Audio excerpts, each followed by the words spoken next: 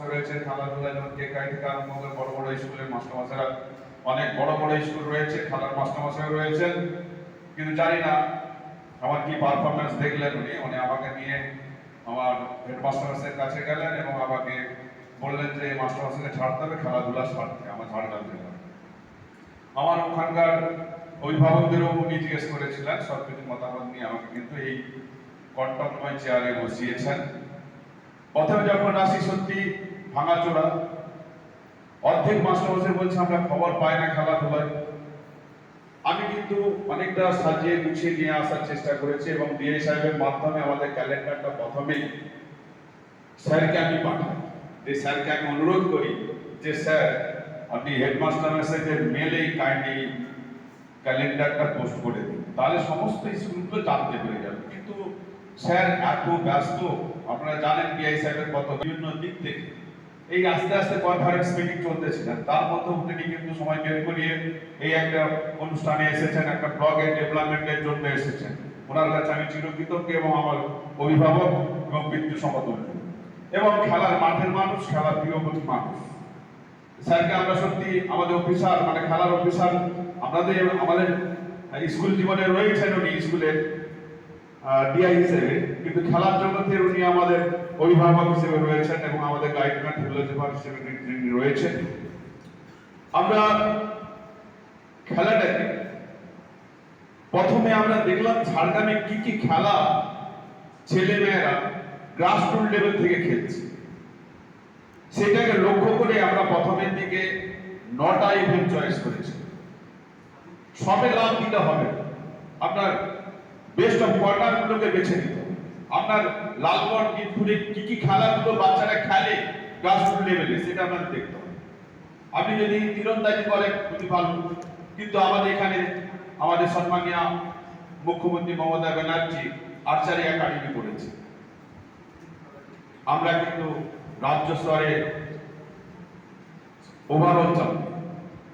আমরা রাজ্য মিট করেছিলাম আগের বছর 2024-এ আমাদের স্টেডিয়ামে। আমরা আর্চারি একাডেমি পাইনি, আমাদের দুর্ভাগ্য। আমরা অনেক চেষ্টা করেছিলাম, ডিআই সাহেব তার বিভিন্ন লেভেল থেকে চেষ্টা করেছিলেন, কিন্তু দুটো গ্রুপে যাত্রা করলে আমরা কিন্তু সেটা পাইনি। ভালো একটা আর্চারি একাডেমি রয়েছে, সেটা আমরা পাইনি। আমার বুঝছে যিনি ভেন্ডার এটা দায়িত্ব নিয়েছেন খেলাধুলো স্টেটে, উনি বলে রঞ্জিত ঝাড়গ্রাম জেলার স্বার্থে, ঝাড়গ্রামের মান সম্মানের স্বার্থে আমি খেলাটা ঝাড়গ্রামে একটা লবি চাইছিলেন যে এই স্টেট মিটটাকে তুলে নিয়ে কলকাতায় করতে চাইছি, আমাদের যে আর্চারি স্টেট মিট ছিল। কিন্তু উনি বললেন না, আমি যখন কথা দিয়েছি ঝাড়গ্রামে হবে রঞ্জিত আমি ওখানে। উনি পুরো সেটা নিয়ে আর্চারি অ্যাসোসিয়েশনের প্রেসিডেন্টকে দিয়ে সবাই আমি বলি রূপেশ কর মহাশয় আর্চারি, উনি পুরো টিম নিয়ে এসে আমাকে কিন্তু উদ্ধার করে নিয়ে গেছেন এবং ওভারঅল চ্যাম্পিয়ন আমাদের ঝাড়গ্রাম। এটা শুধু নয়, ফুটবলে আজ মানিকপাড়া এত উন্নত কেন, অন্যান্য ব্লকগুলো কেন উন্নত নয়? এখানে দেখতে হবে দুটো দিক। হেডমাস্টার মশাই কতটা সহযোগিতা করছেন শারীরিক শিক্ষককে, আর হোস্টেলের ছেলেরা বা খেলাধুলার ছেলেরা শারীরিক শিক্ষককে কতটা সহযোগিতা করছে বা তার সঙ্গে কতটা কোপাট করছে তার উপর নির্ভর। আমি বলে দিই, মানিকপাড়া হাই স্কুলের মাস্টারমশাই নন্দবাবুকে আমি দীর্ঘদিন ধরে চিনি। পশ্চিম মেদিনীপুর যখন আমাদের ঝাড়গ্রাম ভাগ হয়নি তখন থেকে চিনি।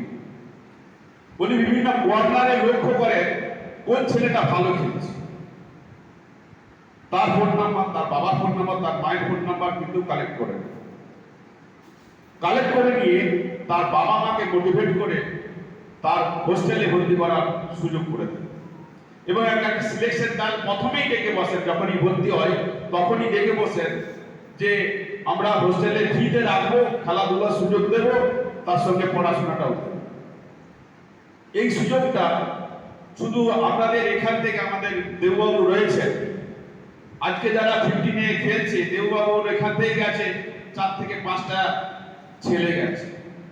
দেববাবুর সঙ্গে আমার কথা হচ্ছিল, রঞ্জিত দা কি বলবো, আমার এখানে একটা ক্যাম্প ছিল আন্ডার 15, সেখানে আমার সহযোগিতা না থাকার জন্য আমার ক্যাম্পটা ভেঙে গেল, আমার ছেলেগুলোকে নন্দন চলে গেল। ভালো জিনিস, আমার জেলা স্বার্থ হচ্ছে, ঠিক আছে, যেখানে হোক একটা হলেই হবে, এটা হয়। আরেকটা হচ্ছে কি, হেডমাস্টার সাহেব বলে দেয় মানিকপাড়া স্কুলে যারা হোস্টেলে আসে তারা খেলাধুলার জন্যই আসছে, টিফিনের পরে খাও,